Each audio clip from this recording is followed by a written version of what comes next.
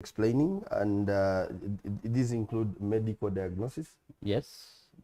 financial diagnosis, Yes. environmental diagnosis, Yes. and a lot of love. Love.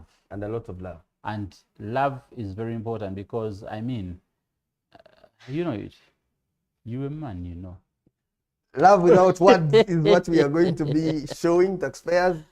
Love with action during the Client Service Week. So please look forward to being served by the Commissioner General and all these commissioners and all the assistant commissioners ground, like they're going to be visiting your business facilities to offer you one-on-one tax guidance and service delivery. And that is just one of the many activities that Robert has just talked about that we are going to expect, but we are continuing because it's a long roadmap, and indeed it's going to tell us what happens next after the Client Service Week. Now, after the Client Service Week, we are going to have the annual CSR, Staff Corporate Social Responsibility. We are tagging this to the environment. The environment has been depleted. I mean, many people are operating in a way that for health business, you need to have a healthy environment. So we are tagging this corporate social responsibility to environment. And specifically, we are partnering with the National Forest Authority and some other agencies to plant trees, purposeful planting of trees. So we're identifying areas where we are going to restore forests. We are identifying schools where we're going to plant fruit trees, because you move around, by the way, you move around Kampala and you find no fruit tree. You can't find fene. You can't find a jackfruit. You cannot find mangoes.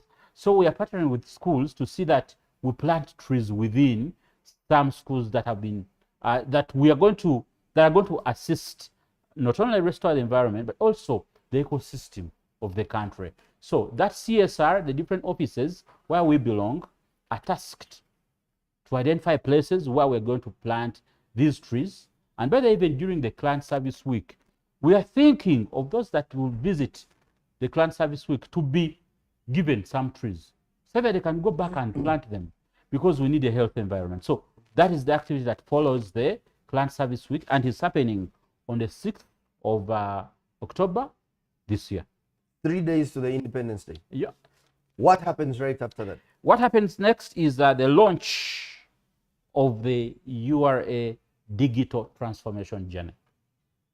You could say that again?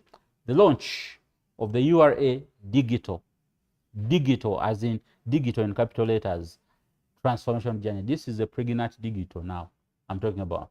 URA is one of the agencies within government, and even the private, by the way, that has made strides in digital transformation. We have gotten a number of systems in place that are facilitating the taxpayers. Come to imagine of a time when a taxpayer used to get the services of another person to apply for TIN. Now it is done instantly. Within a second, you're able to get your TIN, you're able to transact. On your smartphone. On your smartphone. Come to think of this taxpayer who operates in a market, and they're required to pay a tax or to pay for a certain service, and then they have to move away from their business to go and pay. Now you are saying you can do it using your USSD code on your Kabiri. On your Kabiri phone.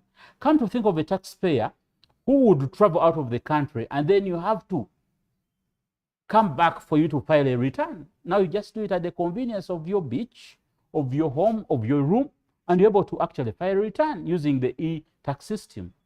Look at these taxpayers who call in the URA service, the contact center, which has been actually beefed up, which has multiple languages spoken, which has a number of services, including the hybrid chat, as in you chat with the URA. We are unveiling our new website because people have been complaining that, your web portal being a transactional portal, sometimes it is a bit hard. It is on the English language only. We are saying we are redoing. Some of them have even been using highly technical terms, those IT related ways of speaking. The UX is weak. The CX is weak. Is there something that is being done about what we are doing is that we're unveiling the new web portal. The new URA website will be a user-friendly website. It is going to be a website that can assist you in whatever tax transactions that you want to do. It is a website that can be translated in different languages. We are moving that technology to you. It is a website that is going to enable you to be served at the convenience of you, wherever you are. And it's not going to be complicated, because sometimes the websites are a little complicated, the speed within which the website runs and all that, all is a thing of the past. So on 13th, together with the UNDP, United Nations Development Program, we are launching the URA Digital Journey. It is full of many things.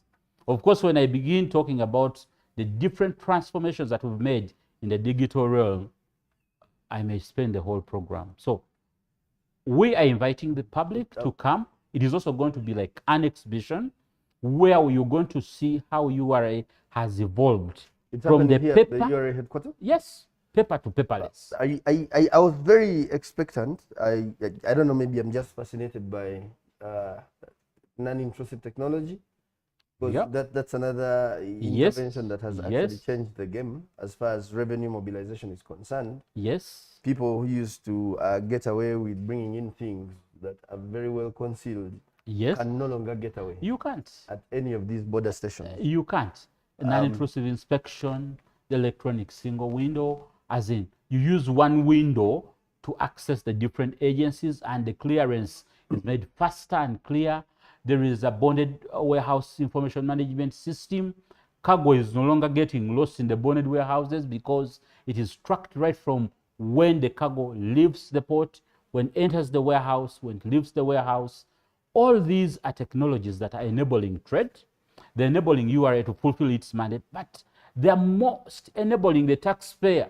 Because just imagine where your cargo is being transported from Mombasa, and then at every point you receive a message, a notification that your cargo is in this place. Your cargo is maybe being diverted. So that kind of thing, I think we are moving towards ensuring that this taxpayer is well protected in whatever they do, but also the ease of doing business, the costs. Just imagine the Kampala jam. Moving from one office to another sometimes may be very costly in terms of time. So if we are doing things and bringing technology to even the smallest person who has a community phone, I think it is worth celebrating the IT journey. I think it is improved transparency, improved ease of doing business. Simplicity is where we are going. What happens next, right after the launch of the URA Digital Transformation journey? Now, on the 20th of October, we are going to have an AEO anniversary. AEO is Authorized Economic Operator. These are companies and individuals that are proved to be very compliant. And of course, when they're importing their products, they are given a green channel, as in they are not given full verification when they're entering their goods, because they are proved to be very smart and very honest when they're dealing with URA. So we are celebrating 10 years of the existence of this program.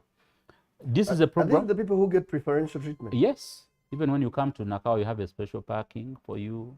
We treat you with a lot of, because we know you are a credible taxpayer. Whatever you do is something that is honest. So we are celebrating the AEO program. And of course, within the program, we shall be rewarding the best AEOs, because among the best is a best. So we are trying to encourage many taxpayers. There is a line of myth. Messi. Why aren't you talking about Ateta? Why aren't you talking about Nketia? So we shall be rewarding the AEOs for their outstanding excellence. Yes. And that activity is happening on the 20th. And all these activities are going to be publicized. Now, after that, we shall have the famous football tax derby.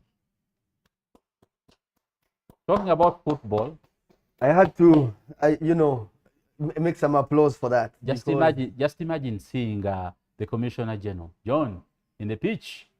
We're going to have them, yes, we're going to have them play against taxpayers within Kampala. Then we shall have our corporate league club, very strong club, playing against taxpaying community in Barra. We have the legends, the URA legends, the football club legends, I'm talking about the famous names. Simeon Masaba, Aha. Fimbo Mukasa. Fimbo Mukasa. Those guys, they're going to be the East.